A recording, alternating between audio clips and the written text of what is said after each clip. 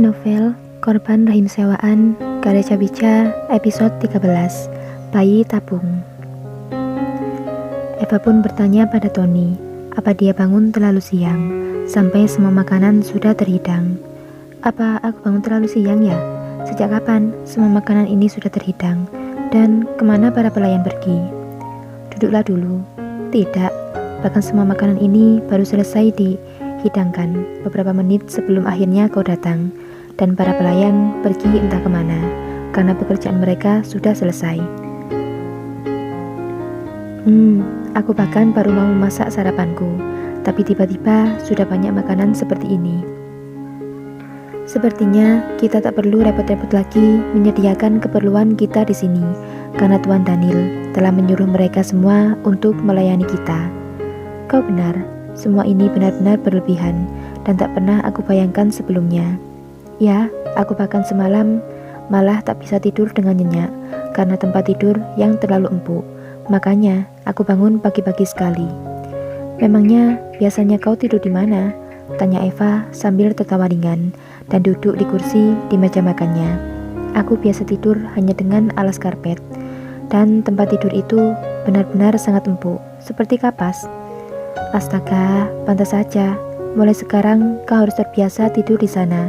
Aku kebalikan darimu. Aku sangat nyenyak tidur di sana. Buktinya aku sampai bangun kesiangan seperti ini. Ya, aku percaya.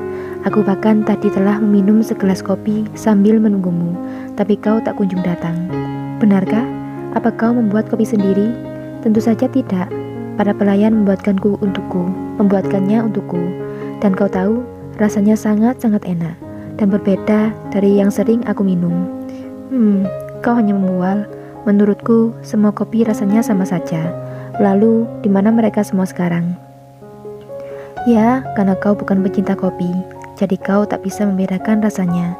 Sudahlah, percuma bicara denganmu. Mereka pergi. Salah satu dari mereka bilang jika kita membutuhkan mereka, maka pencet bel ini, maka mereka akan datang, kata Tony sambil menunjuk sebuah bel kecil yang menempel di dinding sebelah meja makan. Maka aku akan memencetnya. Memang kau membutuhkan apa lagi? Makanan ini sudah terlalu banyak. Justru itu, karena makanan terlalu banyak, kita tak akan menghabiskannya hanya berdua saja, bukan? Aku mau para pelayan ini juga makan bersama kita. Lagi pula, kursi di meja makan ini banyak, tapi hanya diisi dengan 2 orang saja. Bukankah lebih baik kita makan beramai-ramai daripada hanya berdua saja? Kau memang benar. Ya sudah, terserah kau sajalah, panggil mereka. Eva pun memencet bel itu dan seketika ada seorang pelayan yang menghampiri mereka. Maaf Nona, apa ada yang Nona butuhkan?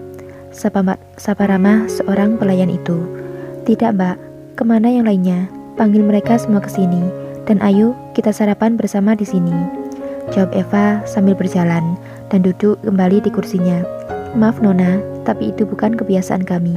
Kami akan makan nanti setelah Nona dan Tuan selesai makan. Tapi ini akan menjadi kebiasaan baru kalian saat ini. Ayolah, aku sudah lapar. Maaf Nona, tapi kami tidak bisa, jawab pelayan itu sambil menundukkan kepala dalam. Dengan segala pujukan Eva, akhirnya para pelayan mau menemani mereka makan di meja makan yang sama. Eva yang pandai sekali dalam berbicara dan bergaul dengan orang-orang baru dengan begitu mudahnya akrab dengan para pelayan itu. Mereka bahkan bercanda sambil menyantap sarapan pagi mereka. Tony beberapa kali juga terlihat ikut tertawa mendengar percakapan para pelayan yang dianggap lucu. Sarapan pagi pun terlewati dengan hangatnya. Kini Eva tengah berada di ruang keluarga menonton televisi dengan layar yang besar. Selama ini Eva sangat jarang menonton televisi karena dia tak memilikinya. Eva kadang menonton televisi di swalayannya. Itu pun hanya sekedar melihat jikalau kerjaan sedang tidak padat. Tony berada di sisi Eva, duduk di sofa yang sama, tapi keduanya memberi jarak dalam duduknya. Ketika keduanya sedang santai melihat acara televisi, tiba-tiba suara langkah sepatu terdengar semakin mendekati mereka. Belum sempat keduanya menoleh ke arah langkah itu, tapi suara yang mereka kenal segera terdengar di telinga mereka. Astaga, apa yang kalian lakukan? Keduanya menoleh secara bersamaan dan melihat Vincent berada di belakangnya dengan wajah keheranan. "Apa salahku?" batin Tony. "Jelas-jelas kami menonton TV, tapi dia masih bertanya," batin Eva. "Apa? Kami hanya menonton TV?" jawab Tony ringan. "Iya, Anda bilang kami bisa menggunakan segala fasilitas yang ada di sini. Apa kami salah?" saut Eva dengan santainya. "Bukan itu maksudku, tapi pakaian kalian, kenapa seperti ini?" "Memangnya kenapa? Ini memang pakaianku," jawab Tony sambil melihat baju yang dikenakannya. Sementara Eva hanya memandang dress pendek sederhananya, melihat ke segala sudut dan tak menemukan sesuatu yang aneh dengan dressnya. Melihat reaksi keduanya, Vincent menapuk keningnya pelan. "Astaga, Tuan Daniel sudah memberikan kalian pakaian yang layak, bahkan sudah tersedia di masing-masing kamar kalian. Tapi kenapa kalian memakai pakaian sejelek ini? Bagusnya bangunan rumah ini bisa rusak karena memandang pakaian kalian yang seperti ini. Cepat, ganti baju kalian." "Jadi itu semua pakaian untukku?" jawab Eva dengan senyuman paling cerahnya, dan dijawab Vincent hanya dengan sebuah anggukan saja. "Pakaian? Di mana pakaian? Aku hanya membawa satu tas untuk baju gantiku."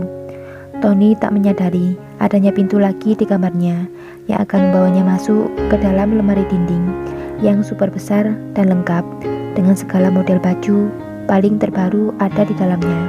"Ganti pakaianmu," Vincent menyuruh Eva dengan tatapan tajamnya, sementara Vincent segera menarik lengan Tony menuju kembali ke kamarnya. Vincent menunjukkan ruangan baju itu pada Tony, dan seketika Tony hanya bisa memandang tanpa bisa berkata-kata. "Ganti bajumu dengan apapun yang kau sukai di dalam lemari itu." Vincent segera meninggalkan Tony, lalu keluar kamar itu dan segera menghampiri kedua pengawalnya. "Masukkan semua yang mereka bawa kemarin ke dalam gudang. Aku tak mau mereka memakai lagi barang rongsokan itu," perintah Vincent kepada kedua pengawalnya. Sementara itu, Daniel dan Arsana sedang berjalan memasuki sebuah rumah yang sangat megah. Ketika sampai di depan pintu, seorang pria dengan sigap membukakan pintu untuk mereka. Arsana berjalan masuk lebih dulu, lalu seorang wanita parubaya datang menghampirinya, merentangkan kedua tangannya untuk memeluk Arsana. "Mama, aku rindu sekali," Arsana berkata sambil memeluk hangat wanita itu, lalu segera melepas menciumi kedua pipinya. "Aku juga merindukanmu sayang," jawabnya sambil melakukan hal yang sama yang dilakukan oleh Arsana. "Kau bersama siapa sayang?" "Tentu saja dengan suamiku, Ma. Di mana papa?" Arsana begitu saja meninggalkan mamanya dan mencari keberadaan papanya. "Selamat pagi, Ma. Apa kabar?" sapa Daniel kepada ibu mertuanya. "Selamat pagi sayang, Mama baik-baik saja. Bagaimana dengan kabarmu?" Tanpa rasa canggung, dia juga memeluk Daniel dengan hangatnya dan juga mencium kedua pipinya. Arsana berjalan ke arah mereka bersama papanya dengan tubuh yang tinggi dan tegap meski di usianya yang tak lagi muda. "Selamat pagi, Pak. Apa kabar?" "Selamat pagi, Daniel. Aku sangat baik. Bagaimana denganmu?" "Saya juga sangat baik, Pak." Keduanya pun saling menyapa, lalu berpelukan. Mereka masih berdiri di tempatnya. Arsana dengan nada santainya tiba-tiba berbicara. Maksud kedatangannya dan Daniel ke rumah orang tuanya, yaitu untuk mengabarkan sesuatu. "Ma, Pa, aku akan melakukan program bayi tabung." Bersambung.